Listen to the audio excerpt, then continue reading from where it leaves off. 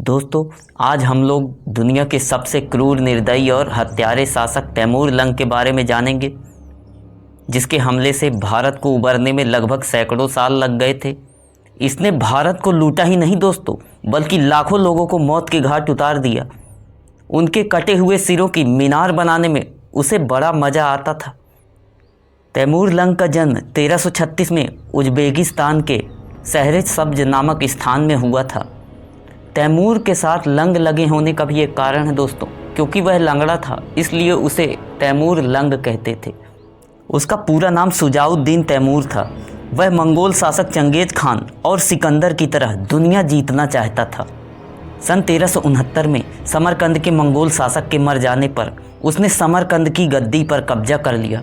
Genghis Khan की तरह ही उसने क्रूरता और निष्ठुरता के साथ दूर दूर के देशों पर आक्रमण कर उन्हें तहस नहस कर दिया। सन 1380 से 1387 के बीच इसने खुरासान, सीस्तान, अफगानिस्तान, फारस, अजरबैजान और कुर्दिस्तान आदि पर आक्रमण कर उन्हें अपने अधीन कर लिया था। 1393 तक इसने बगदाद से लेकर मेसोपोटामिया तक अपना आधिपत्य जमा लिया था। इन सारी जीत से उत्साहित होकर इसकी नज़र अब भारत की समृद्धि पर पड़ी और अब इसने भारत पर आक्रमण करने का निश्चय कर लिया। जबकि उसके सेनापति और सरदार प्रारंभ में भारत जैसे दूरस्थ देश पर आक्रमण के लिए तैयार नहीं थे, लेकिन जब इसने सभी को समझाया कि वह इस्लाम धर्म के प्रचार के लिए और भारत में मूर्ति पूजा का विध्वंस करने के लिए आक्रमण करना चाहता है, तो वे सब भी राजी हो गए। लेकिन मूर्ति पूजा का विध्वंस तो आक्रमण का एक बहाना था। असल में वह भारत में छुपे सोने और चांदी के भंडार को लूटना चाहता था। वह जानता था कि इस समय दिल्ली में तुगलक वंश के कमज़ोर शासक नसीरुद्दीन महमूद का शासन है, इसलिए तैमूर को भारत में युद्ध करने से पहले जरा भी नहीं सोचना पड़ा। सन 1398 के शुरुआत में तैमूर ने पहले अपने पोते पीर मोहम्मद को भारत पर आक्रमण के लिए रवाना किया। उसने मुल्तान पर घेरा डाला और 6 महीने बाद उस पर कब्जा कर लिया। सन 1398 में ही अप्रैल में तैमूर स्वयं एक भारी सेना लेकर समरकंद से भारत के लिए रवाना हो गया और उसने सितंबर में सिंधु और झेलम तथा रावी नदी को पार कर लिया। 13 अक्टूबर को वह मुल्तान से 70 मील उत्तर पूर्व में स्थित तुलंबा नगर पहुंचा। उसने इस नगर को लूटा और वहां के बहुत से निवासियों को कत्ल कर दिया तथा बहुतों को गुलाम बना लिया। फिर उसने मुल्तान पर कब्जा कर लिया। मुल्तान से वह अब आगे बढ़ता है और उसके रास्ते पर जो भी स्थान आता है उसे शमशान बनाता हुआ चला जाता है। अब आगे बढ़ते हुए वह भारत में सबसे पहले कश्मीर पहुंचा। कश्मीर की सीमा पर कटोर नामी दुर्ग पर उसका पहला हमला हुआ। उसने तमाम पुरुषों और बुजुर्गों को मौत के घाट उतार दिया और जवान औरतों और बच्चों को कैद करने का आदेश दिया। मरे हुए लोगों पर भी तैमूर को रहम नहीं आया। उसने उनके सिर काटकर पिरामिड बनाने का आदेश अपने सैनिकों को दिया। तैमूर अपनी जीवनी तुजुके तैमूरी में खुद लिखता है, थोड़ी ही समय में दुर्ग के तमाम लोग तलवार के घाट उतार दिए गए। घंटे भर में 10,000 लोगों के सिर काटे गए। इस्लाम की तलवार ने काफिरों के रक्त से स्नान किया। उनके सरो सामान, खजाने और अनाज को भी जो दुर्ग में वर्षों से इकट्ठा किया गया था, मेरे सिपाहियों ने लूट लिया। मकानों में आग लगाकर राख कर दिया गया। इमारतों और दुर्गों को ध्वस्त कर दिया गया। दोस्तों, ये बातें खुद तैमूर ने अपनी जीवनी में लिखी है।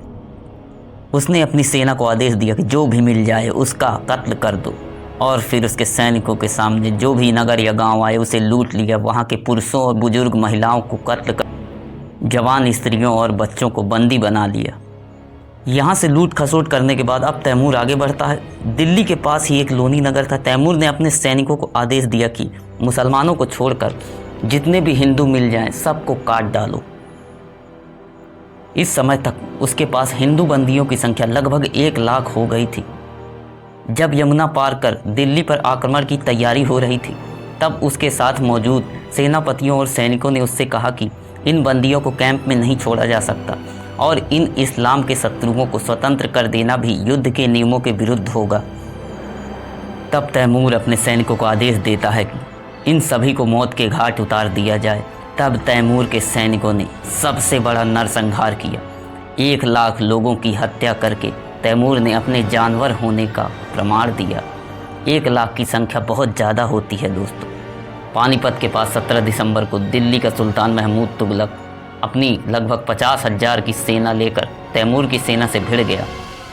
महमूद तुगलक की सेना की संख्या तैमूर की सेना से काफ़ी अधिक थी, लेकिन जब इस कायर महमूद तुगलक ने तैमूर लंग को अपने सामने देखा तो डर के मारे यह बीच में ही युद्ध छोड़कर गुजरात की ओर भाग गया।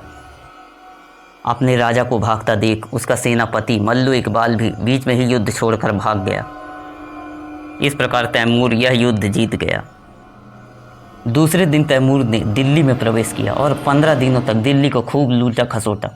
वह यहाँ राज करने नहीं आया था, वह केवल लूटपाट और हत्या के इरादे से ही भारत आया था। अतः 15 दिनों तक दिल्ली में रुकने के बाद वह अपने देश के लिए रवाना हो गया। 9 जनवरी 1399 को उसने मेरठ पर चढ़ाई की और यहाँ भी उसने लूटपाट और हत्या की। 16 जनवरी को वह कांगड़ा पहुँचा और यहाँ भी लूटपाट और हत्या करते हुए वह आगे बढ़ा। इस प्रकार भारत के जीवन, धन और संपत्ति को अपार क्षति पहुँचाने के बाद यह जालिम 19 मार्च 1399 को पुनः सिंधु नदी को पार करके अपने देश को वापस लौट गया। दोस्तों, आज तक के भारतीय इतिहास में भारत को लूटा तो बहुतों ने, लेकिन तैमूर लंग ने लूट के साथ साथ लाखों लोगों को मौत के घाट उतार दिया। ऐसा किसी ने नहीं किया।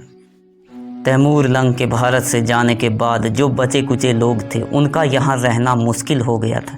इतनी लाशों के सड़ने के कारण यहाँ महामारी फैल गई थी। उसने तैयार फसलों को भी आग लगवा दिया था। लोग दाने दाने को मोहताज हो। दोस्तों, इस हमले से भारत को उबरने में लगभग सैकड़ों साल लग गए थे। दोस्तों, वीडियो ज़रा भी पसंद आई हो तो वीडियो को लाइक एवं चैनल को सब्सक्राइब जरूर करें। फिर मिलते हैं दोस्तों किसी नई कहानी के साथ। तब तक के लिए जय हिंद, जय भारत।